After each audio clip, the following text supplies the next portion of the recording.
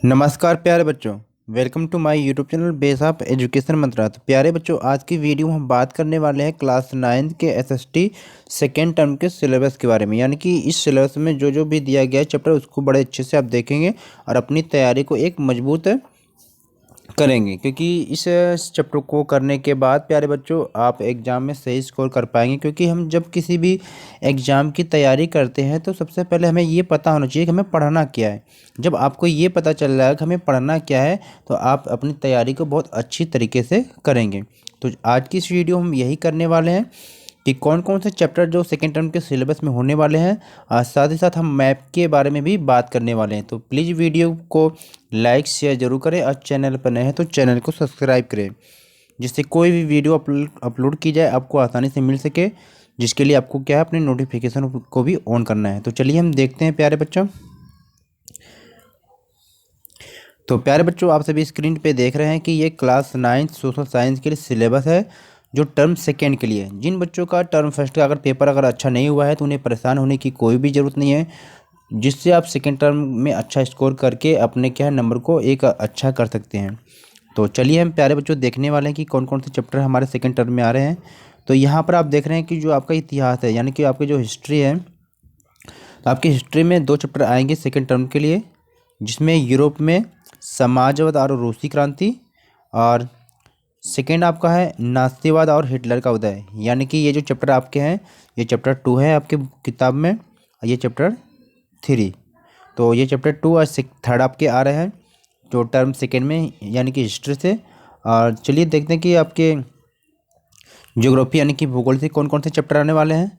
तो भूगोल से जो आपके चैप्टर आने वाले हैं, चैप्टर नंबर 3 अफवाह, चैप्टर नंबर 4 जलवायु, चैप्टर नंबर 5 प्राकृतिक वनस्पति। लेकिन प्यार बच्चों, यहाँ पर ध्यान देने वाली बात है, जो ये अफवाह चैप्टर है इससे केवल क्या है मानचित्र के आएंगे।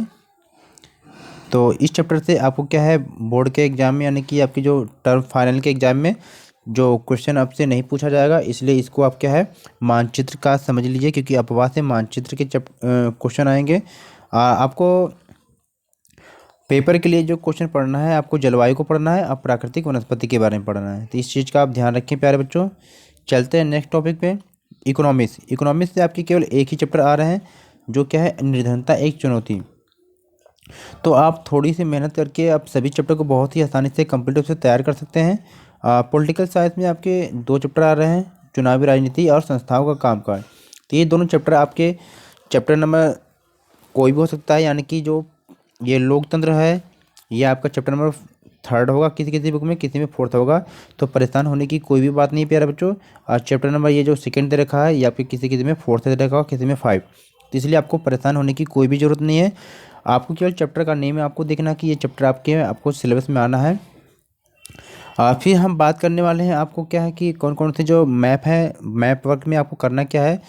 तो चैप्टर 2 में जो मैप वर्क आपका आएगा कि प्रथम विश्व युद्ध के जो प्रमुख देश थे उसमें कौन कौन से थे। तो उसमें 2 ग्रुप बटे हुए थे, केंद्रीय शक्ति, जिसमें केंद्रीय शक्ति में आपके जर्मनी है, ऑस्ट्रिया, हंगरी और तुर्की। और सेकेंड में आपका दे रखा है ग्रुप में मित्र राष्ट्र है। मित्र राष्ट्र में कौन कौन से ग्रुप थे, तो मित्र राष्ट्र में ब्रिटेन, फ्रांस, रूस, अमेरिका। क्योंकि एग्जाम में जो क्वेश्चन आपसे पूछते हैं बनते हैं ऐसे ही होता है कि किसी भी पार्टिकुलर पैलेस पे आपको क्या है लोकेट ऐसे कर दिया जाएगा, यहाँ पर ए या बी करके ऐसे लिख दिया जाएगा। आपसे पूछा जाएगा कि यह वह स्थान है जो मित्र राष्ट्र का एक सदस्य था। मान लीजिए ये कोई पैलेस जो ये आपका ब्रिटेन का पैलेस है, और यहाँ पर क्वेश्चन में आपसे ऐसे दे दे कि यह वह स्थान है या यह वह देश है जो मित्र राष्ट्र का एक सदस्य थे। तो मान लीजिए ब्रिटेन है तो आपको पता होना चाहिए कि ये ब्रिटेन जो मित्र राष्ट्र में था, तो आपको इसको करना पड़ेगा। तो इसी तरह से मित्र राष्ट्र में आपने ब्रिटेन, फ्रांस, रूस और अमेरिका को अपने कर रखा है। तो प्यारे बच्चों, अब यहाँ पर हम सेकेंड चैप्टर यानी कि जो आपका सेकेंड टर्म का जो सेकेंड चैप्टर होगा, जिस जो चैप्टर में 3 है नास्तिवाद, यानी कि जो इसे नाजीवाद कहते भी हैं, जिसमें हिटलर का उदय यानी जर्मनी के बारे में पढ़ना में। तो ये जो यहाँ पर घटना हम देखेंगे तो ये दूसरे विश्व युद्ध के बाद की है, यानी कि दूसरे विश्व युद्ध के समय जो देश थे उनके बारे में है। तो उस टाइम पे भी 2 शक्तियाँ थी, जिसमें केंद्रीय शक्ति जिसमें जर्मनी आ जाएगा, इटली या जापान। तो कभी इनके देश को लोकेट करने के लिए आ जाएगा।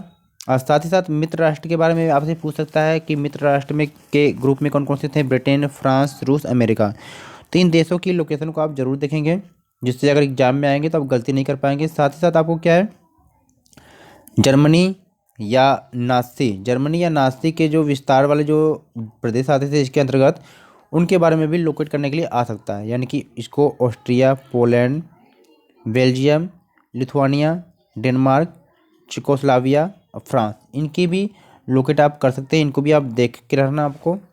और साथ ही साथ आपको फिर करना है क्या, भूगोल में कौन कौन से मैप वर्क आ सकते हैं।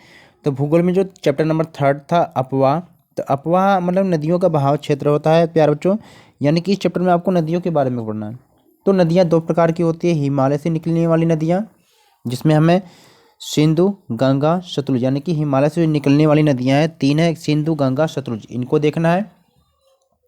फिर आपको प्रायद्वीपीय नदियाँ यानी कि जो दक्षिण भारत की जो नदियाँ हैं इनके बारे में हमें देखना है, जिसमें कावेरी, कृष्णा, महानदी, गोदावरी, नर्मदा और ताप्ती, यानी कि जो दो नदियाँ हैं ये अरब सागर में गिरती हैं, तो इसको भी आप ध्यान में रखेंगे। यानी कि पूर्व से पश्चिम की तरफ बहने वाली। बाकी ये नदियाँ जो हैं ये आपके कहाँ पर गिरती हैं, बंगाल की खाड़ी में, तो इसको भी आप जानेंगे प्यारे बच्चों। फिर आपको झील के बारे में देखना है कि कौन कौन सी झील के बारे में पढ़ना है, वूलर झील, चिल्का झील, सांबर झील, पुलकट झील, यानी कि कौन कौन सी झील किस राज्य में है, तो इसको भी देखना है। साथ ही साथ फिर 4th चैप्टर में आपको आएंगे तो आप देखेंगे जलवायु के बारे में। तो जलवायु में आपको क्या क्या देखना है, जलवायु में आपको कि 20 सेंटीमीटर से 40 सेंटीमीटर से जो अधिक वर्षा वाले जो क्षेत्र हैं इनको आपको लोकेट करना है, यानी कि आपको आइडेंटिफाई करना है, केवल उसको पहचान करना है, तो इसे भी ध्यान रखेंगे। फिर हम जब 5वें चैप्टर की बात करते हैं भूगोल में, कि प्राकृतिक जलवायु और वन्य जीवन, यानी कि प्राकृतिक वनस्पति देख लीजिए आप। तो इसमें पहले प्राकृतिक वनस्पति के जो कौन कौन से क्षेत्र है उसको देखना है। तो उसमें सदाबहार, जिसे उष्णकटिबंधीय वर्षा वन के नाम से भी जानते हैं, उष्णकटिबंधीय पर्णपाती वन को भी देखेंगे, और उष्णकटिबंधीय कटीले वन को देखेंगे, और पर्वतीय वन। फिर इसमें एक मैग्रोव वन भी आएगा, इसको भी आप देखेंगे। साथ ही साथ हम फिर देखते हैं इस चैप्टर में आपको पार्क के बारे में पूछ दिया जाएगा। तो पार्क में क्या आपको देखना है कि राष्ट्रीय पार्क कौन कौन से हैं, जिम कॉर्बेट नेशनल पार्क, तो वर्तमान में क्या है इस पार्क का नाम भी चेंज हो गया है। फिर काजीरंगा के बारे में देखेंगे, रणथंभौर के बारे में, शिवपुरी, कान्हा, सिमलीपाल, मानस। तो आपको ये सब पता होना चाहिए कि कौन कौन से ये पार्क है, कहाँ पर किस राज्य में है। फिर हम इसी के साथ ही साथ पक्षी अभ्यारण्य के बारे में देखेंगे कि 2 पक्षी अभ्यारण्य आपके सिलेबस में दे रखा है, भरतपुर है, रंगन थीटो, तो ये दोनों कहाँ पर है इसको भी देखना है। और साथ ही साथ हम वन्य प्राणी अभ्यारण्य को भी देखेंगे, जो इसमें दाचीगामा है, सरिस्का है, मुंडूमलाई, राजाजी, इन चारों को भी हम देखेंगे वन्य प्राणी अभ्यारण्य में। यानी कि पूरा सिलेबस है, इसको सही प्रकार से 1 या 2 बार करके वीडियो आप देख लेंगे, और अपनी कॉपी में ज़रूर नोट करें, जिससे जो जो चैप्टर आपको पढ़ना है पेपर के लिए या मैप के लिए सबको आपको पता होना चाहिए प्यारे बच्चों। साथ ही साथ अगर हमारे चैनल से नए हैं तो चैनल को सब्सक्राइब करें और वीडियो को लाइक शेयर जरूर करें। साथ ही साथ हमारे टेलीग्राम ग्रुप से भी ज्वाइन करना चाहते हैं तो आप वहाँ पर बेस ऑफ एजुकेशन मंत्रा से आप टाइप करेंगे। और साथ ही साथ अगर आप हमारे इंस्टाग्राम से भी जुड़ना चाहते हैं तो यहाँ पर भी आप क्या है हमें फॉलो कर सकते हैं इंस्टाग्राम पे भी। तो ये यहाँ पर आप दिया गया है, वहाँ पर भी क्या है बेस ऑफ एजुकेशन मंत्रा नाम से सर्च करेंगे तो आपको मिल जाएगा। लोगो इसी तरह हमारा है दोनों में। तो प्लीज़ वीडियो को लाइक शेयर जरूर करें और चैनल से नए हैं तो चैनल को सब्सक्राइब करें।